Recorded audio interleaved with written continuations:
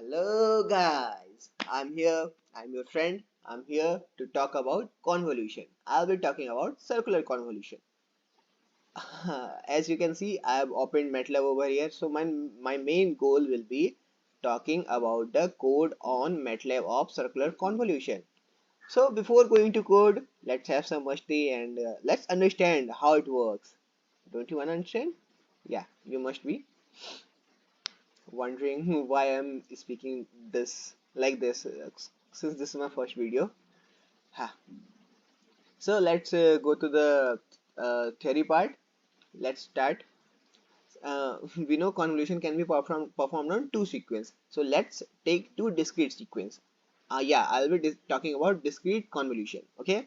So let's say our first sequence is X, which is a matrix of 1, 2, 3, 4. And our second sequence is Y, which is nothing but say 1 1 1. Yeah, 1 1 2, whatever. Yeah, 1 1 1. Look, we have to add percentage over here since we are in MATLAB. Yeah, so we all are aware of the formula used for calculating circular convolution, but before moving to the formula, let me tell you, we need to make the size of both sequence equal in order to perform matrix addition, subtraction, perform mainly matrix multiplication. We need to make the length of both sequence equal. So in order to make the length of both sequence equal, I have to do something in sequence Y. Yeah, of course, we must increase our line to reach to a higher goal, instead of decreasing the other line. So when we need to increase the second sequence. So to increase the second sequence, I'll be padding 0 in the second sequence. So I'll start padding from the place where the sequence is ending up to the size of first sequence. So I'll be pad 1 0. Okay, now the size of both the sequences are equal. Let me tell you about the working formula of circular convolution. So the working formula of circular convolution is, let's call our convolution B h of I. Okay, where I goes from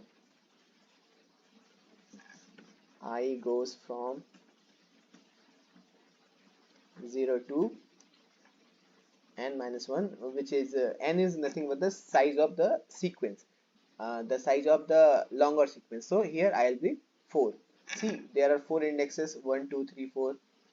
There are four elements in both the arrays. Let's talk like this.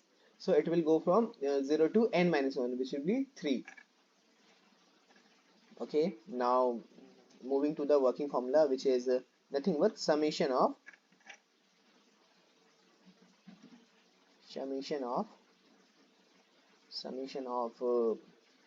let's call j, which ranges from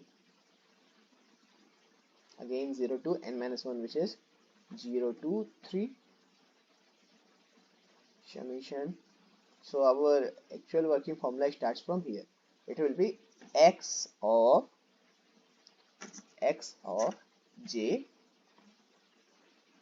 multiplied with y of I minus j.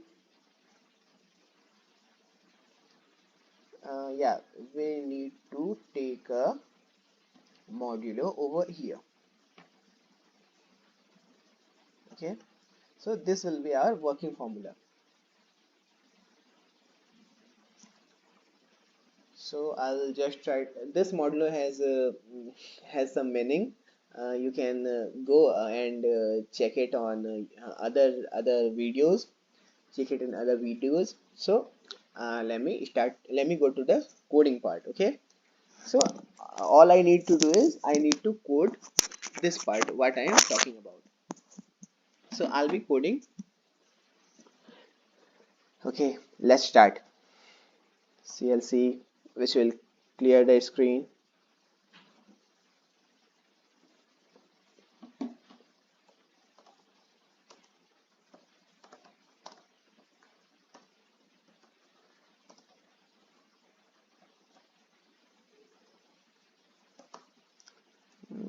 these are some basic syntax, we all are aware of it.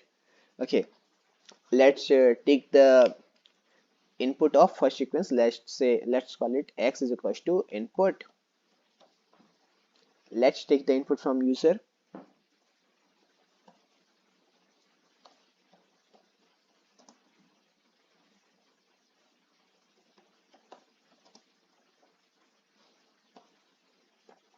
So this will take input from the user about x. Let's measure its size. L is equals to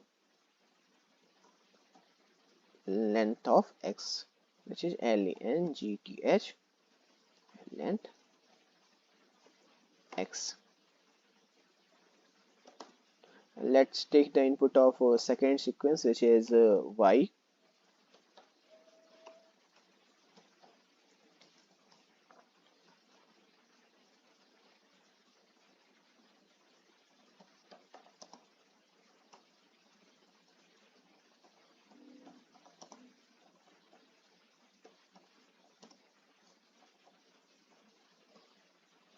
So we are here with our two sequence. Let's measure the length of second sequence.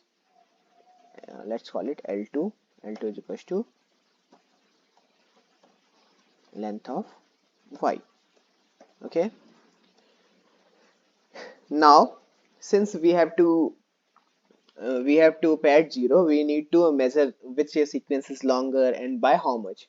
How much is not important actually. We all we need to do is to measure which sequence is larger. So we will use if statement. If L greater than L2, then assign max is equals to L2, else. Okay, let's pad 0 over here itself. How will we pad 0? So we will run a loop for I is equals to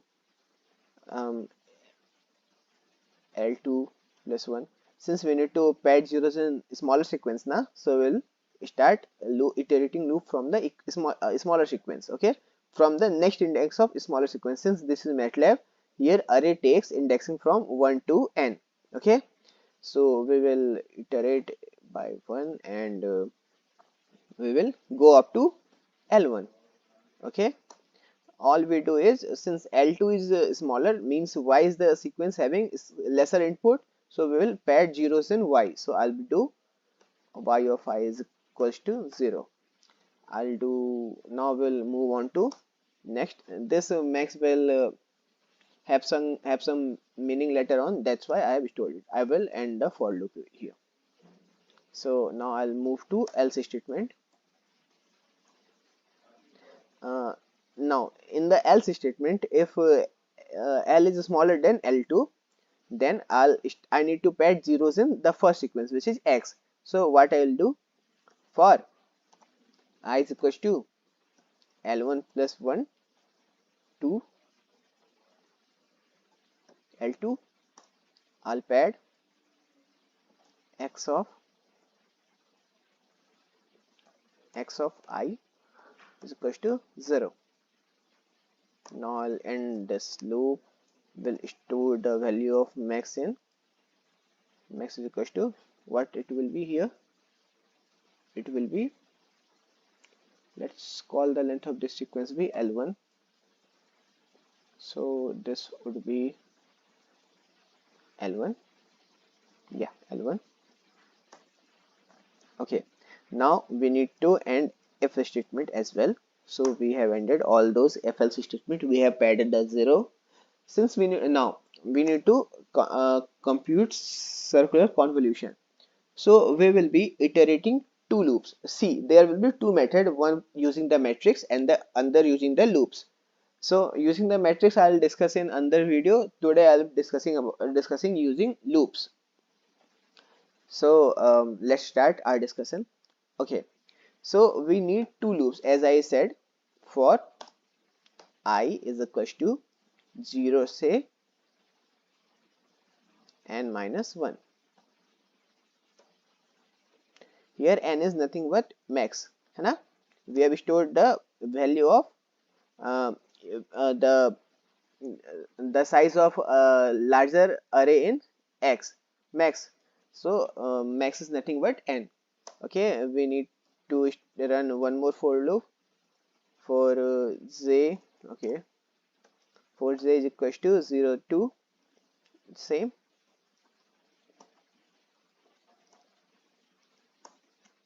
Okay,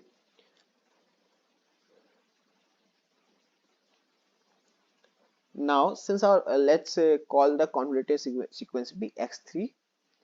X3 of I is equals to x of I, x of j into y of. Okay, here we need to apply some logic for solving that modulus part. So I'll be using one of my logic over here. Okay, so that logic is nothing but, since see as we have studied in theory how modulo operator works, I'll be simply talking about the logic over here. So we'll be using remainder logic which we have learned in various fields. So remainder of max of I minus j.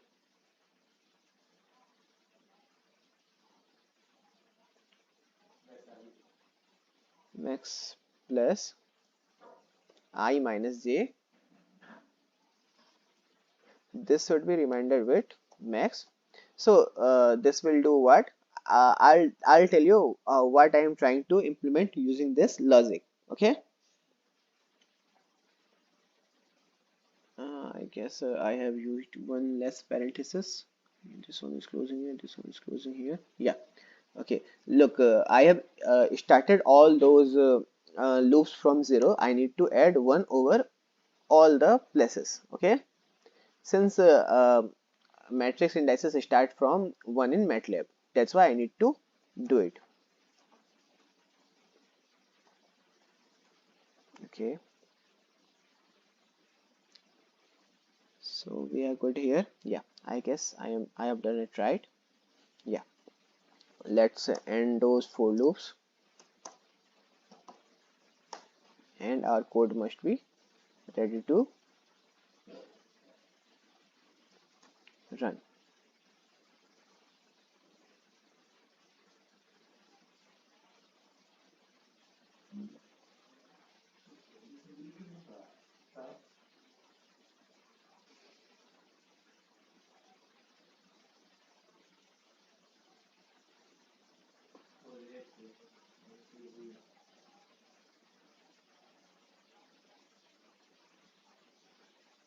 Okay, this parenthesis is wrong over here. Yeah, we are good to go now. So we are asked to enter the first sequence. I'll enter 2504. I'll again enter 413. Unrecognized function or variable L. Okay, I have changed the name. That's why it's throwing error. I think we are good to go now. We are good to go now. Okay, so I'll be taking the input for the first sequence, the second sequence, and as you can see we have got the output 0 0 and 0. Yeah, you know why this happened? Look, when we are iterating the loop, we haven't stored the value, so we need to store temp. Let's initialize temp over here. Like for every x3 it will change, है ना? It will it will initialize from 0 and will store all the values included in j. So here I have done a mistake, I'm sorry about it.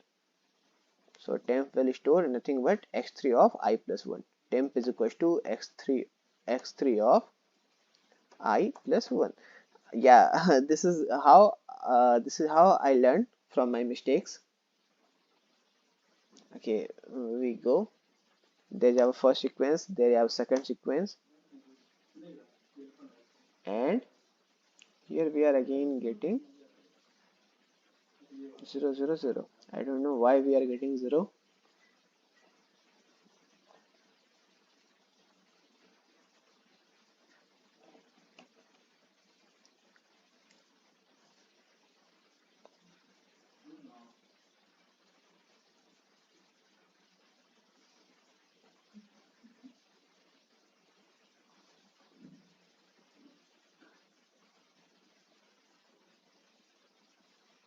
Okay, since we have stored the value in temp, but we haven't added temp over here. That's why uh, I must be nervous. That's why I'm making these mistakes.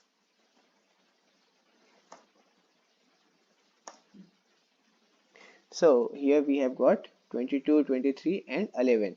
Okay, now the problem is we are getting three outputs only, but we are supposed to get four outputs, isn't it? I don't know what is the new problem over here, why this is happening.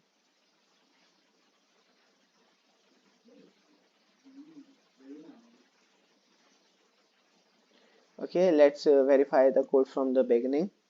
So we have cleared the screen and we'll do all those things. We have initialized the loop, padded 0 over here, padded 0. Now coming to this loop, we started from I is equals to 0 to max minus 1. So this loop is running 3 times, okay, 4 times, and this loop is running 4 times again. Have I made a mistake in? Yeah, see, here I make a mistake. I have assigned a lower value. Max means higher value. That's why there was error in the video. Okay, now this must run well. So we have this input, and our output is 12, 34, 11, 31. This is how you check your output: 12, 34, 11, 31. So I guess this is sufficient. Yeah, let me tell you about this logic, है ना? So I'll tell you about it. Here we go. Look, since y, let's assume y is equals to nothing but 1, 1, 1, 0. Okay.